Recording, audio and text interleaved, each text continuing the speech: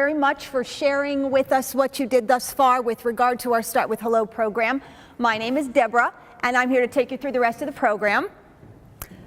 So Connie taught us how to recognize when someone's isolated. Take a look, see, recognize it, and then connect. Where do you go from there? Well, step 3, as she'd mentioned earlier, is start with hello, which sounds very easy. The problem is, where do we go from there? We start with hello, and then the conversation stops. You and I are going to have a little conversation about how to move on from that point. I'm going to show you some ways to have icebreakers, ways to ask questions, and ways to validate a person, and why it's important to do that, so that it doesn't just stop with saying hello. Before we get into those icebreakers, I want you to know that this is not comfortable for everybody. Some people have the gift of gab, and they will walk up to anybody at any time and speak to them for hours on end if they're given the opportunity or a microphone to do so. But for those of us who are not as comfortable, a study shows that 8 out of 10 people are hesitant to do that. They don't have that comfortability. And sometimes that's because they don't know where to do it, how to do it, when to do it, what to say. What we did find out in another study, though, research shows that 8 out of 10 people who did attempt it, who did go up and say hello, were very happy that they did. They were happy with the results. So we're going to discuss some icebreakers, and I've got about a handful of them. Bear with me. The first is the 5 W's, and you're in high school. You know what the who, what, when, where, and why questions are. And some of them seem very basic. Who are you? What's your name? I'm right now having some construction done in my house, and there are lots of different disciplines coming and going. And every day I'm asked the same thing by the new gentlemen who come into my home. Your name is Deborah. Do you prefer Deborah, Debbie, Deb, Miss D'Angelo? How should I approach you? So this is where that first question comes into play. It seems kind of simple, but if you don't like the birth name you were given and you prefer a nickname, you're going to have a better connection with somebody if you know what they like to be called. And then we can get into some of the others. What are your favorite things to do? Where do you like to do these things? Who do you like to do them with? Those are our basic W questions. Another icebreaker is an if you. If you could be anything, if you could do anything, what would that be? Gives a little window into who you are by you sharing that information, and helps them to feel comfortable with a silly question like, if you were a superhero, what would your superpower be? I always wanted to fly. I always wanted to go hang gliding. But to walk up to someone and just share that information is kind of random. But if you let them know that you're going to play a little game that you were taught to learn how to get to know someone, those questions now could be quite fun and could open up a conversation that you never thought you would have with someone before. This is one of the easiest icebreakers. Children from a very young age in elementary school, and some of you probably remember doing this, asking, what's your favorite color? What's your favorite food? Even as high schoolers, what's your favorite video game? Who's your favorite rock star? What's your favorite sports team? This is an easy one, and you can talk for quite a long time with someone you don't know very well on just their favorites. This or that. This helps you to start to fine-tune some of those connections that you might be making when you're talking with someone. You'll know right off the bat if you're comfortable and if you're going to have a real close connection at first, or if you're going to just reach out and have a nice acquaintance. This one comes into play. Would you rather live in the city or in the country? We're getting into some fine details now. I know that other one, be a fish or a cow, looks silly, but I think it's up there to have some fun with it. Would you rather be a musician or a sports star?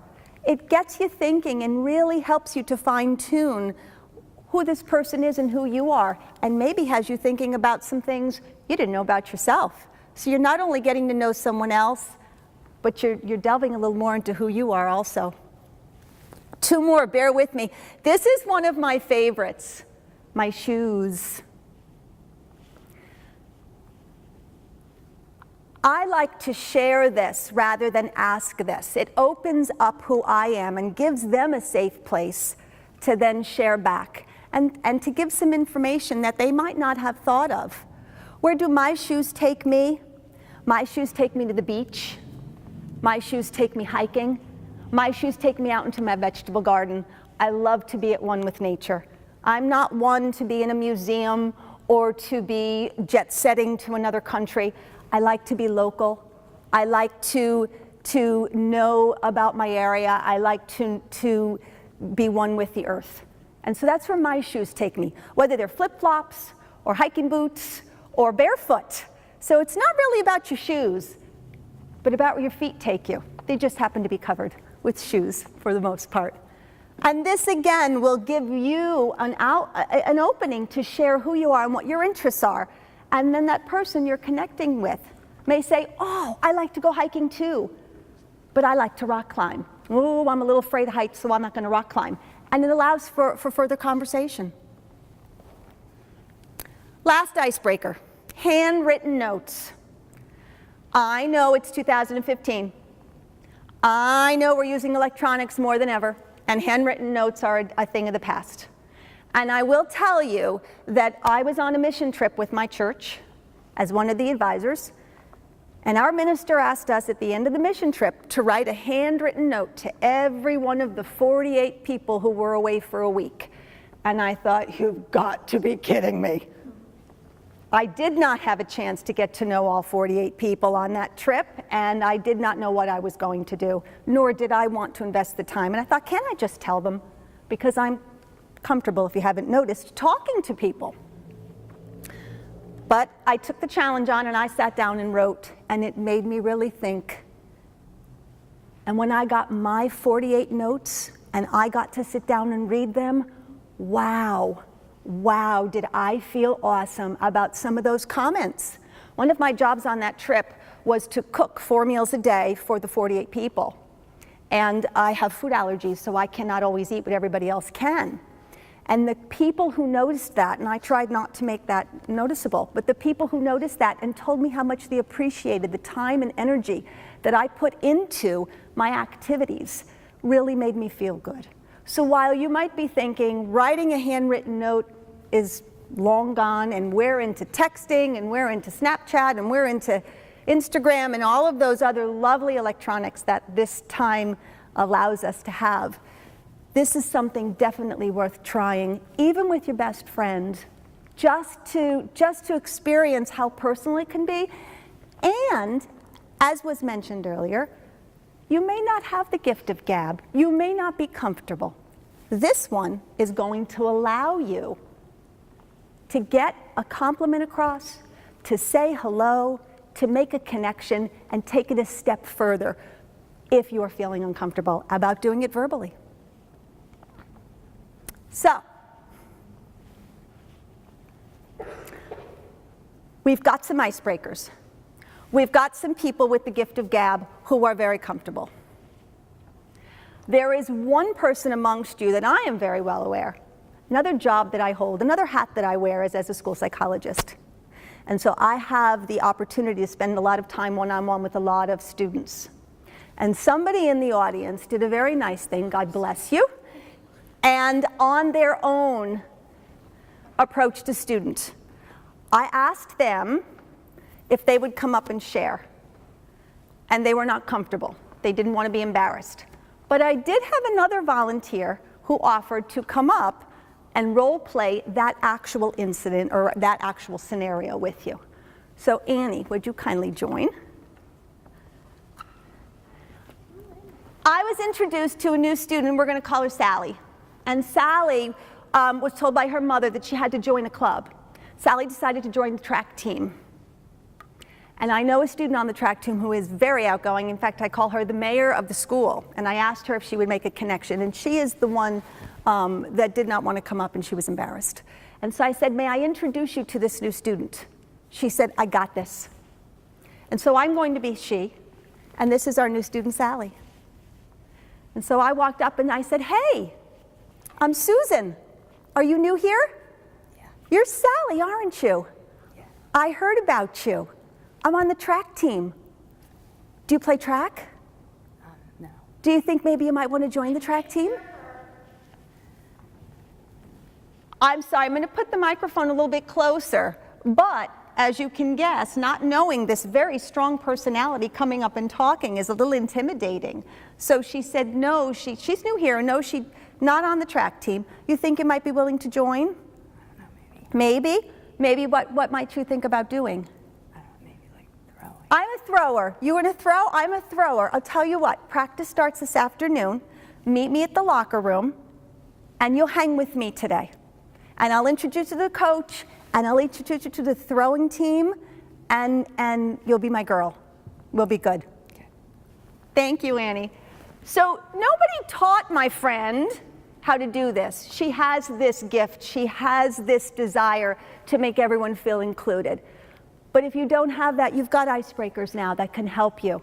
You've got icebreakers, you've got conversation starters that will help you to bring someone in, to let them be more inclusive. Well, why should you do this? If we already got some people who are able to do this on their own, why? Why are you asking, should I?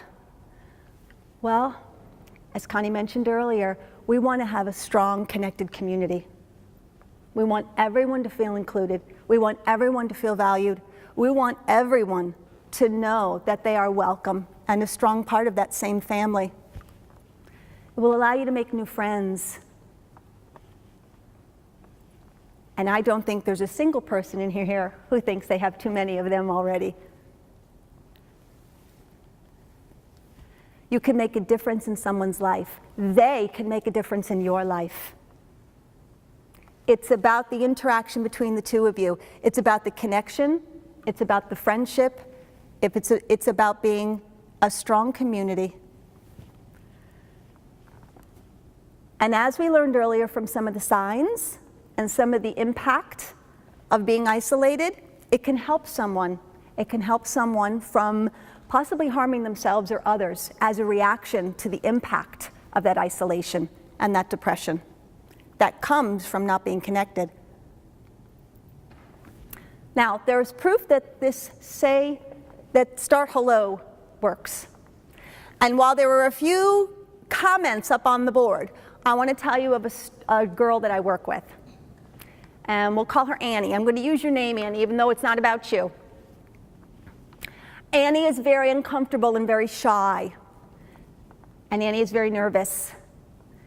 And yet Annie has such a desire to be connected. She didn't have a very easy time in middle school. She became the butt of people's jokes. She was ignored. And I started working at the school last year and told her we would be new together and we would figure this out together. And Annie spent much time in my office crying on a regular basis. Someone reached out to Annie spring of last year. And she came to my office in tears. For the first time, they were tears of joy because she could not believe that somebody smiled at her. They didn't even say hello. They smiled at her. And that grew. And she started a club. She has a love of reading. She started a book club in the school. And she learned that there were 3 other people. It was a very small club, but she learned of 3 other people who wanted to be in that book club. And she now has 3 friends. This year, her senior year in high school, was the first birthday party she ever had, where friends actually came. And I was so scared. She sent notes out, handwritten notes. She is now making connections because of that one person who smiled at her.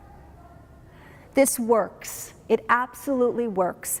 Does it take away that awkward feeling of approaching someone? No. Does it help you to become more connected? Absolutely. Absolutely, this works.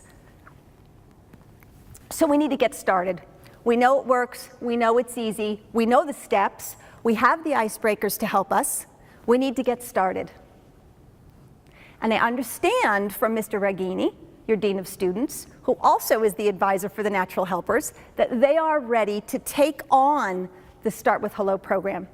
They are ready to assist the school in not having it stop right here with an assembly, but carrying it into your advisory groups, having weekly lunch programs, doing as much as they can to bring this school closer together than they already are. We're going to get started, and we're going to get started today. And how are we going to get started? We're going to review one more time that if you see someone isolated, reach out and connect to them and start with just a simple hello. I want to thank you all for having us, Connie and I. I want to thank you for believing in this program, and I want you to keep in touch with us. Drop a line, say hello, hashtag @StartWithHello or @Sandy Hook Promise, and let us know how the program's going.